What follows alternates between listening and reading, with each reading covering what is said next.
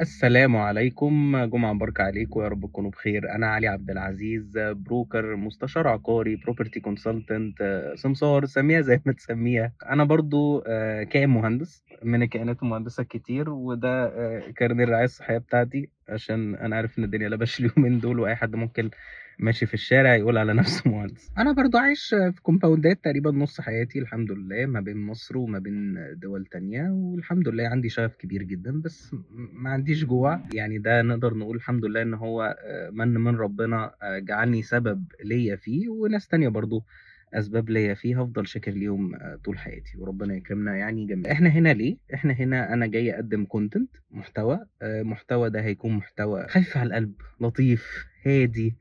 هدفه الاساسي مش ان هو يجيب كلاينتس او يجيب عملاء، او ان حد يسجل عندي واكلمه وابيع له ويشتري والكلام ده.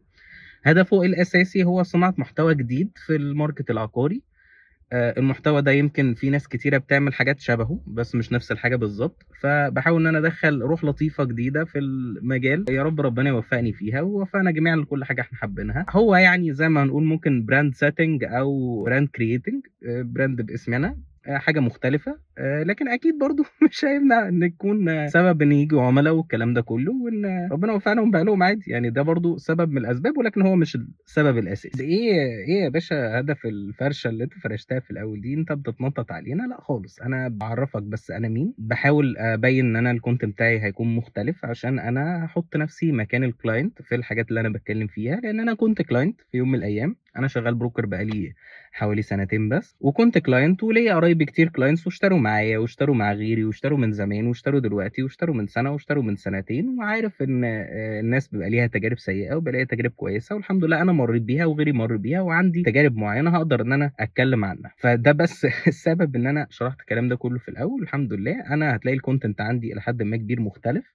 انا هضرب في مشاريع وهضرب في شركات، وهقول على الوحش ان هو وحش، وبالاسامي عادي مفيش مشكله. الحمد لله يا رب.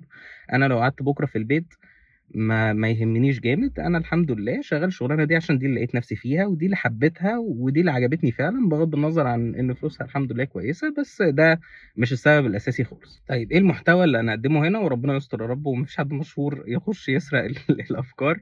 احنا هنقدم 3 حلقات اسبوعيه، 2 منهم حلقتين شورت، او على نطاق فيديو دقيقه ونص، دقيقتين بالكتير. وفيديو واحد هيكون طويل، هيكون ما بين 5 و15 دقيقه على حسب الموضوع اللي احنا بنناقشه. طيب بالنسبة للفيديوهات بالترتيب، هيبقى في يوم الأحد أو الاثنين على حسب الظروف يعني. هيبقى في سلسلة حلقات اسمها الفنكوش. طالعة من فكرة الفنكوش، تلحقوا ولا ما تلحقوش والكلام ده. هنتكلم عن حاجة جديدة، إذا كان بقى لونش، إذا كان أوفر جديد، إذا كان مشروع ما كانش الناس شغالة عليه قوي وفجأة الناس بقت شغالة عليه. هعرفك إيه رأيي أنا كبروكر، عارف الهيستوري بتاع الموضوع ده، وككلاينت في نفس الوقت ممكن اشتري نفسي في الموضوع ده. هل ده تلحقه كفنكوش ولا ما تلحقوش؟ فده اول حاجه. تاني حاجه، يوم الخميس ان شاء الله، دي هتكون ثابته، هتكون يوم خميس، هيكون في يوم اسمه خميس الجدل.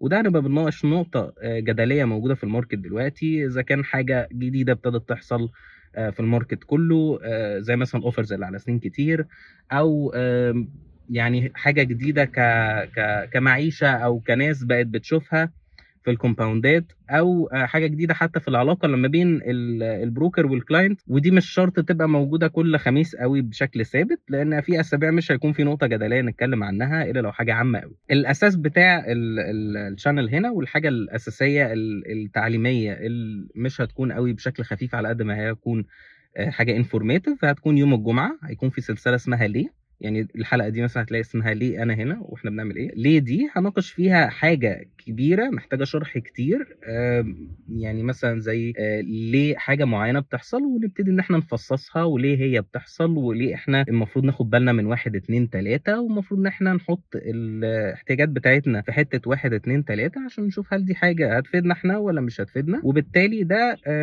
هيكون يعني المحتوى بشكل اسبوعي ان شاء الله 3 حلقات لو ربنا قدرنا يعني، وباذن الله ربنا يوفقنا جميعا. بس يا سيدي دي كانت انترودكشن لطيفه يعني الشانل هنا. يعني ربنا يوفقني يا رب اقدم محتوى يعني هادف او خفيف او مسلي او اي حاجه، يعني يكون في افاده ليكم.